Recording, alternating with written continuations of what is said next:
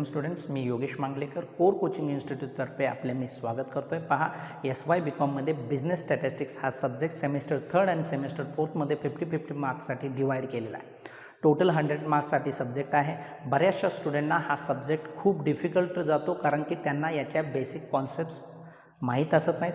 Plus difficult जाण्याचं कारण पण आहे, मॅथमॅटिकल फॉर्म्युलाज याच्यामध्ये आहेत आणि मॅथमॅटिकल फॉर्म्युलाज जर आपल्याला सॉल्व करायचे असतील तर बेसिक टर्म्स आपल्याला पाहाव्या लागतात मॅथमॅटिक्समधल्या. तर पहा, स्टॅटिस्टिक्सचा अर्थ होतो सांख्यिकी शास्त्र, बरोबर आहे. जी काही इन्फॉर्मेशन आपण कलेक्ट करणार आहे ती कशात प्रेझेंट केली जाणार आहे, नंबर्समध्ये. आणि ती प्रेझेंट करत असताना याचे स्वतःचे काय आहेत बघा, सिम्बॉल्स आहेत, स्वतःचे असे काय आहेत, याच्या थेरम्स आहेत, स्वतःचे असे याचे रूल्स आहेत, बरोबर आहे.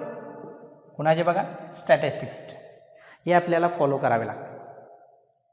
हे नंबर्समध्ये एक्सप्लेन करण्यासाठी आपल्याला काय काय यूज केलं जातं, सेंट्रल टेंडन्सी, ॲव्हरेजेस यूज करतो, मेजर्स ऑफ सेंट्रल टेंडन्सी आहे, बरेचसे आहेत, मेजर्स ऑफ डिस्पर्शन आहे. हे टॉपिक चालू झाल्यानंतर आपल्याला समजतील. कोरिलेशन अँड रिग्रेशन आहे, ॲनालिसिस म्हणतो आपण, कोरिलेशन अँड रिग्रेशन ॲनालिसिस. पहा, म्हणजेच याचे स्वतःचे रूल्स रेग्युलेशन्स असल्यामुळे it is on body of knowledge आहे.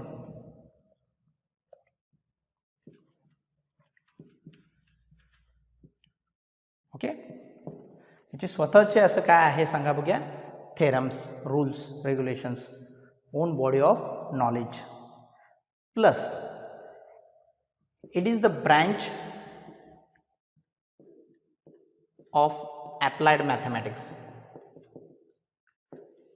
मॅथमॅटिक्स हा सब्जेक्ट जो आहे तो त्याचं स्कोप खूपच लार्ज आहे.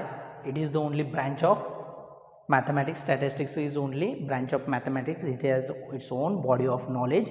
It has its own symbols, theorems and rules. पहा, एक एक्झाम्पल सांगतो मी, तुमच्या लगेच लक्षात येईल.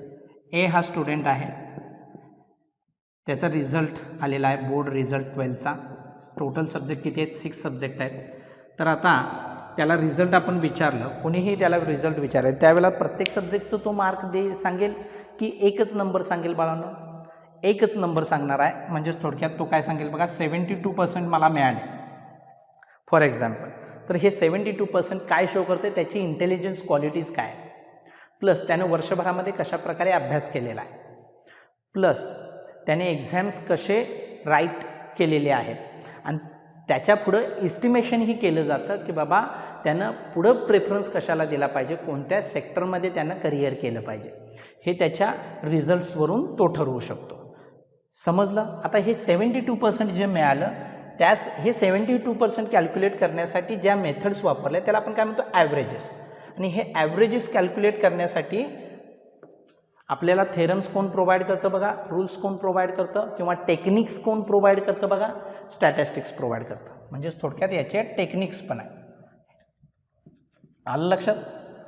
तसंच नॅशनल इन्कमच्या बाबतीत असेल, एका ठराविक पिरियडमध्ये एखाद्या वस्तूला असणारी डिमांड काय असणार आहे, एखाद्या वस्तूचं सप्लाय काय राहणार आहे, त्याच्यावरती देखील बरेचसे जे ओनर्स आहेत त्यांचे डिसिजन्स डिपेंड्स असतात. पहा, वस्तूला डिमांड कशी राहणार आहे, वस्तूचा सप्लाय त्यानुसार काय आहे, सप्लाय किती केला पाहिजे, हे प्रोडक्शन, जे वेगवेगळे इंडस्ट्रीज आहेत त्यांना डिसिजन घेण्यासाठी स्टॅटिस्टिक्स खूप महत्त्वाचं आहे.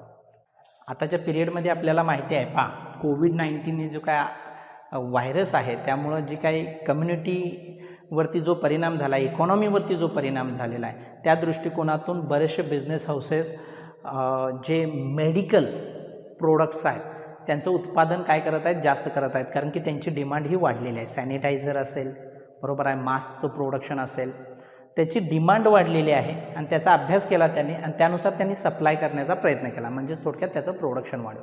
म्हणजे बिझनेस हाऊसेसना हे खूप आवश्यक आहे की वस्तूचं उत्पादन किती करायचं आहे. समजलं. समजून चला, एखाद्या प्रोडक्टला डिमांड आहे 100 आयटमची आणि तुम्ही प्रोडक्शन करून ठेवताय 1000 क्वांटिटीमध्ये त्या आयटमचं, तर आपला प्रॉब्लेम इथं काय होईल, ॲक्च्युली डिमांडच 100 आयटमची आहे मार्केटमधून आणि तुम्ही उत्पादन करून ठेवलेलं आहे 1000 आहे. म्हणजेच थोडक्यात तुम्ही इन्व्हेस्टमेंट जास्त करून ठेवलेलं आहे, तुम्ही डेफिनेटली लॉसमध्ये जाल. आलं लक्षात? म्हणजेच थोडक्यात तुम्हाला काय करावं लागतं, मार्केटमध्ये एखाद्या वस्तूला डिमांड किती आहे याचा अभ्यास करायचा आहे आपल्याला आणि त्यानुसार सप्लाय करायचा आहे, म्हणजे प्रोडक्शन वाढवायचं आहे. हे सगळं आपल्याला स्टॅटिस्टिक्स काय करतं, ते तिच्या टेक्निक्स आहेत, ते टेक्निक्स प्रोव्हाइड करतं की डिमांड किती आहे आणि आपल्याला उत्पादन किती करायचं आहे. आणि प्लस फ्युचरमध्ये देखील काय डिमांड राहणार आहे आणि त्यानुसार आपल्याला उत्पादन काय करायचं आहे, म्हणजे इस्टिमेशनही करतं. नुसतं डाटा प्रेझेंट करत नाही स्टॅटिस्टिक्स, हे काय काम करतं बघा, खूप महत्त्वाचं काम करतं. इस्टिमेशन करतं, काय परिस्थिती असणार आहे भविष्यात आणि त्यानुसार काय स्टेप्स टेक ओव्हर केले पाहिजेत, हे आपल्याला स्टॅटिस्टिक्स प्रोव्हाइड करतं. अशा वेगवेगळ्या केसेस आहेत ज्याच्यामध्ये स्टॅटिस्टिक्सचा यूज केला जातो. आलं लक्षात? पहा, आता स्टॅटिस्टिक्सचं इंट्रोडक्शन आपण पाहिल्यानंतर आपण पाहूया की त्याचे डेफिनेशन काय असणार आहे. डेफिनेशन 2 फॉर्ममध्ये डिवाइड केलेले आहे. एक statistics as numerical data and statistics as A statistical method म्हणून आहे. मी रफ करून घेतो. पहा, डेफिनेशन पाहायचे आपल्याला. ही डेफिनेशन स्टॅटिस्टिक्सची जी आहे ती डिवाइड केलेली आहे. Statistics as a numerical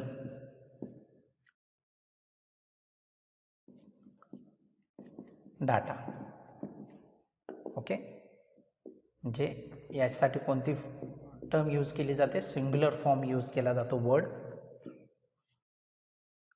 professor Secrist define statistics as a numerical data. बऱ्याचशा ऑथर्सने याची डेफिनेशन दिलेली आहे, परंतु आपल्याला इथं पाहत असताना काय पाहायचं आहे बघा, statistics as a numerical data professor Secrist यांची डेफिनेशन पाहायची आहे. यांना काय वाटतं बघा, by statistic means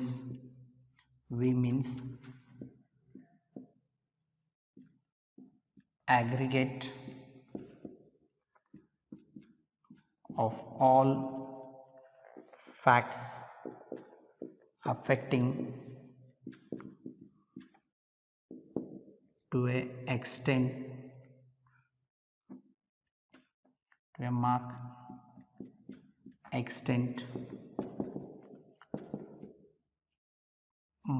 multiplicity of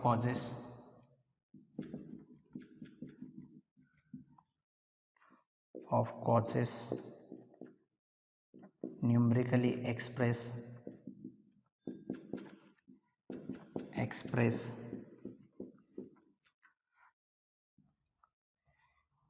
enumerated or estimated according to the reasonable standard of accuracy, according to the reasonable standard of accuracy collected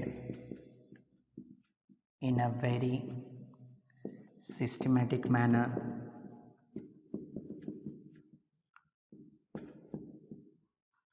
for predetermined purpose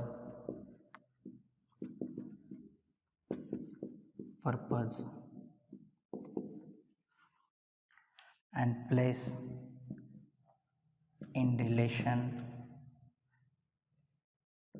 to each other.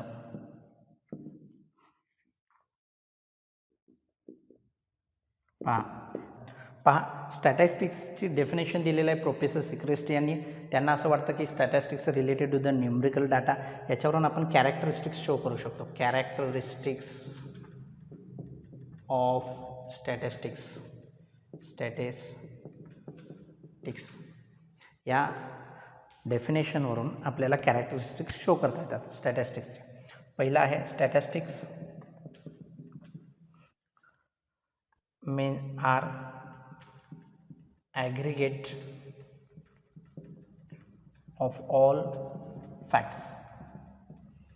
National income आपल्या देशाचं major करत असताना एका वर्षाचंच national इन्कमचा आपण विचार करणार नाही, 2 ते 3 वर्षाच्या नॅशनल इन्कमचा आपण काय करू, विचार करू आणि त्यानंतर कन्क्लुजन्स घेऊ. प्लस एखाद्या स्टुडंटला पर्सेंटेज किती मिळालेले आहेत, तर एकाच सब्जेक्ट्सवरून ते पर्सेंटेज आपण कॅल्क्युलेट करणार नाही. जे एक्झामिनेशनमध्ये जितके त्याने सब्जेक्ट्स काय केलेले असतील, दिलेले असतील, त्याचे टोटल मार्क्स घेणाराने एक फिगर आपण शो करणार आहोत. म्हणजे सर्व फॅक्ट्स आपण काय करतो, एकत्रित करतो. एकच फॅक्ट आपण कन्सिडर करत नाही. ॲग्रिगेट मीन्स एकत्रित. सेकंड आहे statistics are affected to a mark extent by multiplicity of causes.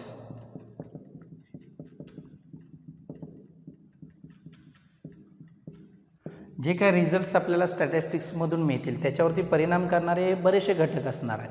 पहा, एखाद्या प्रोडक्टला असणारी डिमांड आपण ठरवत असताना, एखाद्या प्रोडक्टला असलेली मार्केटमधील डिमांड काय आहे हे ठरवत असताना आपण मार्केटमधील सर्व कंझ्युमरचा अभ्यास करू, प्लस त्यांचं उत्पन्न काय त्याचा अभ्यास करू, त्यांचे प्रेफरन्सेसचा आपण विचार करणार आहे. म्हणजे एखाद्या वस्तूला असणारी जी डिमांड आहे त्याच्यावरती परिणाम करणारे बरेचसे घटक आहेत, त्यांचा याच्यामध्ये काय केला जातो, विचार केला जातो. त्यानंतर पहा, statistics R numerically express.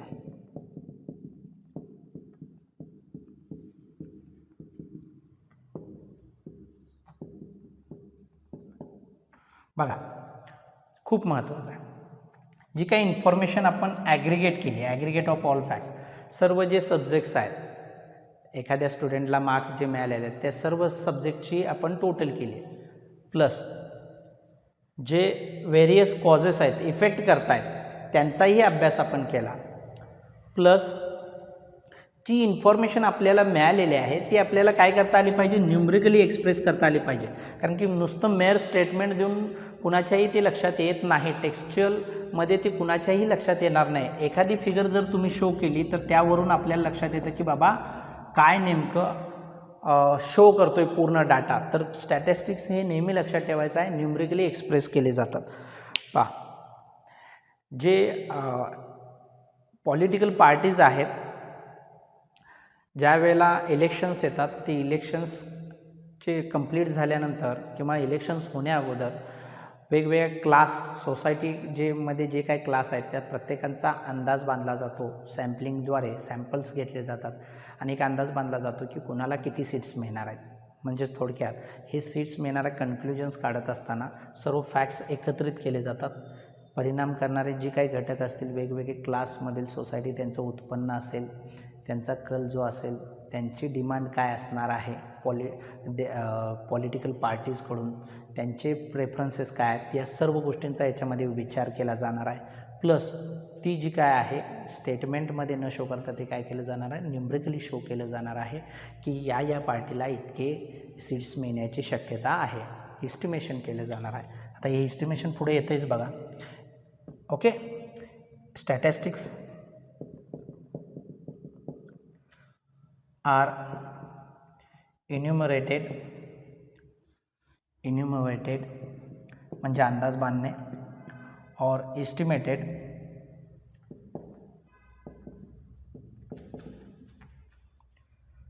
According to the reasonable standard of accuracy. आलं का बा.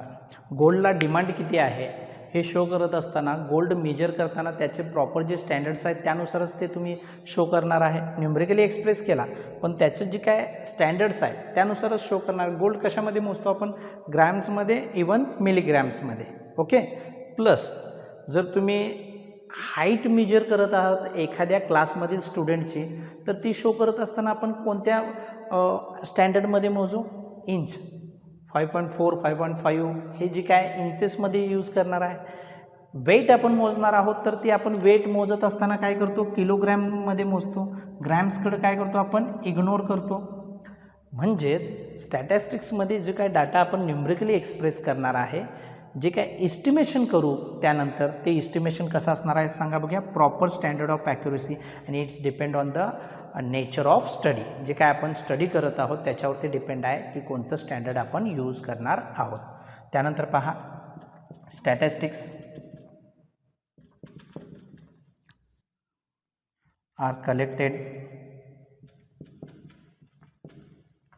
in a very systematic manner.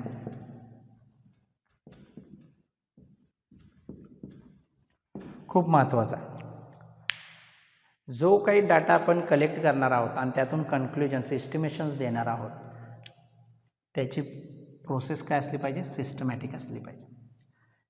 एखाद्या पार्टीला किती सीट्स मिळतील एक्झिट पोलमध्ये त्यासाठी जे सॅम्पल्स आपण टेक ओव्हर केलेले आहेत ते डाटा कलेक्शनची पद्धत काय असली पाहिजे, सिस्टमॅटिक असली पाहिजे. जर डाटा कलेक्शनची पद्धत जी काय असेल सिस्टमॅटिक असेल तर आपला जो रिझल्ट्स म्हणजे आपण जे काय इस्टिमेशन करतो की नाही याच्यामध्ये ते इस्टिमेशन देखील काय येतं सांगा बघूया, करेक्ट येतं. ओके, काय येतं, करेक्ट येतं. म्हणजेच थोडक्यात स्टॅटिस्टिक्समध्ये जो डाटा कलेक्ट करणार आपण तो सिस्टमॅटिक पद्धतीने काय केला जातो, कलेक्ट केला जातो.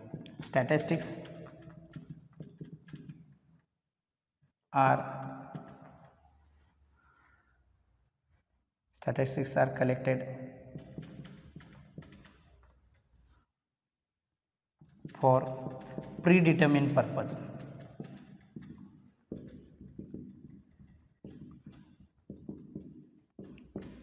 प्रीडिटर्मिन पर्पज. प्रत्येक ॲक्टिव्हिटी ह्युमनची असेल ती पर्पजनुसार असते, बरोबर आहे. त्याचं काहीतरी पर्पज असतं. विदाऊट पर्पज त्या ॲक्टिव्हिटीला काही महत्त्व प्राप्त होत नाही. म्हणजेच थोडक्यात आपण 72% हे कॅल्क्युलेट करत आहोत. हे का करत आहोत की आपल्याजवळ काहीतरी पर्पज आहे. आपल्याला पर्सेंटेज कॅल्क्युलेट करायचं, त्याची इंटेलिजन्स क्वालिटी त्याने वर्षभरामध्ये कशाप्रकारे अभ्यास केला आहे त्या स्टुडंटनं ते आपल्याला पाहायचं आहे. नॅशनल इन्कम आपल्याला पाहायचं आहे, राष्ट्रीय उत्पन्न, आणि त्यानुसार पॉलिसीज आखायच्या आहेत गव्हर्नमेंटला. त्यामुळं प्रीडिटर्मिन पर्पज ठरलेला आहे की पुढच्या पॉलिसीज काय असणार आहेत गव्हर्नमेंटच्या. त्यामुळंच स्टॅटिस्टिक्स जे काय आपण कलेक्ट करणार आहे इन्फॉर्मेशन बघा, ॲग्रिगेट ऑफ ऑल फॅक्ट्स केले, affected to a mark extent by multiplicity of causes त्याचा अभ्यास केला, न्यूमेरिकल डाटा एक्सप्रेस केला, इस्टिमेशन केला आपण, स्टँडर्ड ॲक्युरेसी म्हणजेच थोडक्यात आपण एक स्टँडर्ड देखील स्टँडर्ड ॲक्युरेसी झालं आपलं. नेक्स्ट सिस्टमॅटिक मॅनर पद्धतीनं आपण डाटा कलेक्ट केला. याचं हे आपण जी सर्व प्रोसेस करत आहोत ही प्रोसेस आपण का करत आहोत बाळांनो, कारण की आपल्यासमोर काय सांगा बघूया, प्रीडिटर्मिन पर्पज. आपलं पर्पज पहिल्यांदाच क्लिअर आहे. एक्झिट पोल घेतो आहे आपण आणि एक्झिट पोल मधून आपल्याला आपलं पर्पज ठरलेलं आहे की कोणत्या पार्टीजला कोणती सीट्स किती सीट्स मिळणार आहेत याचं प्रॉपर इस्टिमेशन करायचं आहे. जर पर्पजच नसेल तर या गोष्टी होणार नाहीत बघा. नेक्स्ट आहे statistics are relation place in relation to each other, place in relation to each other. जे काय पर्पज आहे ते आपलं क्लिअर झाल्यानंतर जे काय स्टॅटिस्टिकल डाटा आपण प्रेझेंट करणार आहोत तो प्रेझेंट काय करायचा आहे, साईड बाय साईड प्रेझेंट करायचा आहे जेणेकरून आपल्याला कंपॅरिझन करता येईल. ए हा पेशंट आहे, बी हा पेशंट आहे, दोघांवरती आपण दोघांना काय केलेलं आहे, ड्रग्स मेडिसिन्स प्रोव्हाइड केलेले आहेत, बरोबर आहे. आणि दोघांवरती म्हणजे वेगवेगळे ड्रग्ज आपण प्रोव्हाइड केलेले आहेत, मेडिसिन्स प्रोव्हाइड केलेले आहेत आणि त्याचं इन्फॉर्मेशन घेतलेलं आहे की एवरती काय परिणाम झाला त्या ड्रगचा आणि बीवरती काय परिणाम झाला. म्हणजे स्टॅटिस्टिकल डाटा काय केला आपण प्लेस केला आणि त्यानुसार आपण कन्क्लुजन्स घेतले, कन्क्लुजन्स घेतले. तर हे आहेत बाळांनो स्टॅटिस्टिक्स ॲज अ न्यूमेरिकल डाटामध्ये येणाऱ्या कॅरेक्टरिस्टिक्स. हे डेफिनेशनमध्येच दिलेलं आहे आणि डेफिनेशन खूप आवश्यक आहे. आपल्याला एक्झाममध्ये थेरॉटिकल क्वेश्चन्स विचारले जातात आणि थेरॉटिकल क्वेश्चन्सला हा भाग आपला क्लिअर झाला पाहिजे. आता स्टॅटिस्टिक्स ॲज ए स्टॅटिस्टिकल मेथड म्हणून डेफिनेशन केलेलं आहे प्रोफेसर क्रॉक्स्टन अँड काउडेन यांनी, ती आपल्याला पाहायची आहे.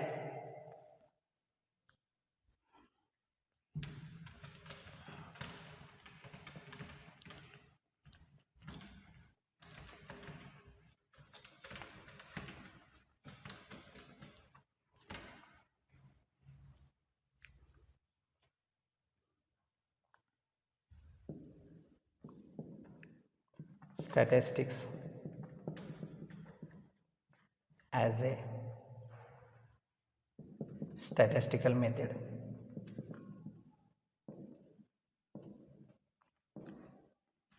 स्टॅटिस्टिकल मेथड बाबत वर्ड यूज केला जातो प्लुरल फॉर्ममध्ये. Okay, professor Croxton and Cowden given the definition of statistical method.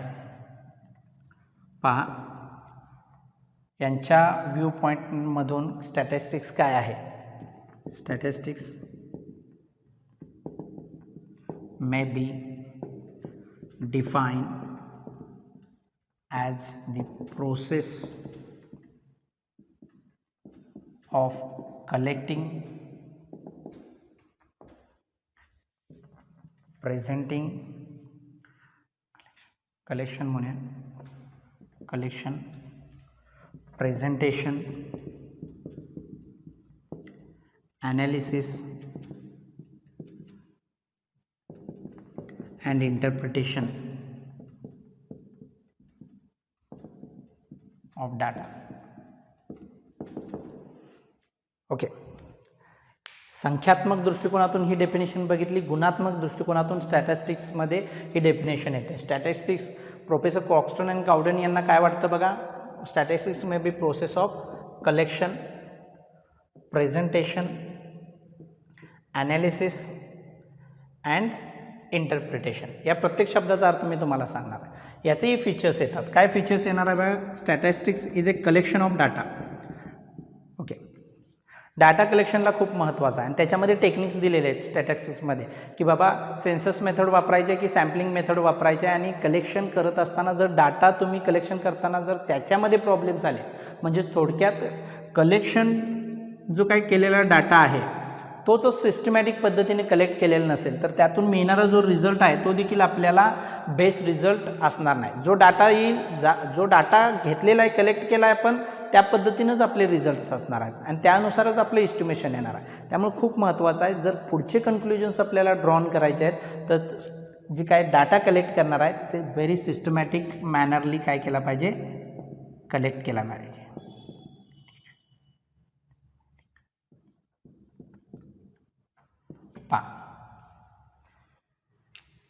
आलं लक्षात. कंझ्युमर बिहेवियर थेरीचा आपण अभ्यास करायला लागलो आहे, बरोबर आहे. एखाद्या ग्राहकाकडून म्हणजेच एखाद्या प्रोडक्टला ग्राहकाकडून असणारी मागणी मार्केटमधील आपल्याला पाहिजे आहे. मग त्यासाठी आपल्याला डाटा कलेक्ट करत असताना वेगवेगळ्या क्लासमधल्या कंझ्युमरचा अभ्यास करावा लागेल. डाटा जितक्या बेस्ट टेक्निकचा यूज करून आपण कलेक्ट करू तितकं बेस्ट आपले रिझल्ट्स असतील. ओके, नेक्स्ट आहे, नुसतं डाटा कलेक्ट करून चालणार आहे का, त्याचं प्रेझेंटेशन केलं पाहिजे. टेक्स्च्युअल फॉर्ममध्ये प्रेझेंटेशन केलं तर चालेल का. नुसतं टेक्स्च्युअल फॉर्ममध्ये कलेक्ट करून ठेवलेला डाटा नाही, त्याचं प्रॉपर प्रेझेंटेशन करायचं आहे. म्हणजेच थोडक्यात या स्टॅटिस्टिक्स आपल्याला प्रोव्हाइड काय करतं, याच्यामध्ये याचे ग्राफ्स आहेत, टेबल्स आहेत, बरोबर आहे. तर त्याचं प्रेझेंटेशन करतं त्या डाटाचं. साधारणतः आपण बघत असतो बघा, हे टेबल फॉर्ममध्ये असं काय केलं जातं, according to the nature data provide केलेला जातो. हे प्राईस असेल आणि हे काय असेल, डिमांड असेल. आपली थेरी झालेली आहे बघा, 1 2 3 4 5. डिमांड बघा 25 नगांची होती, त्यानंतर 20 झाली, त्यानंतर 15 झाली, त्यानंतर 10 झाली आणि नंतर 5 झाली. म्हणजे कंझ्युमर बिहेवियर थेरीचं आपण काय करत आहे, कंझ्युमरचा वस्तूला असणारी जी काय डिमांड आहे तिचा आपण अभ्यास करत असताना जो डाटा कलेक्ट केला आहे तो आपल्याला प्रेझेंट करावा लागतो. टेबल फॉर्ममध्ये असेल, ग्राफ फॉर्म्समध्ये असेल. हे स्टॅटिस्टिक्समध्ये टेक्निक्स दिलेले आहेत. हे खूप महत्त्वाचं आहे प्रेझेंटेशन करणं, कारण की प्रेझेंट केलेला डाटा लगेच अंडरस्टँड होतो. ॲनालिसिस, ॲनालिसिस म्हणजे विश्लेषण.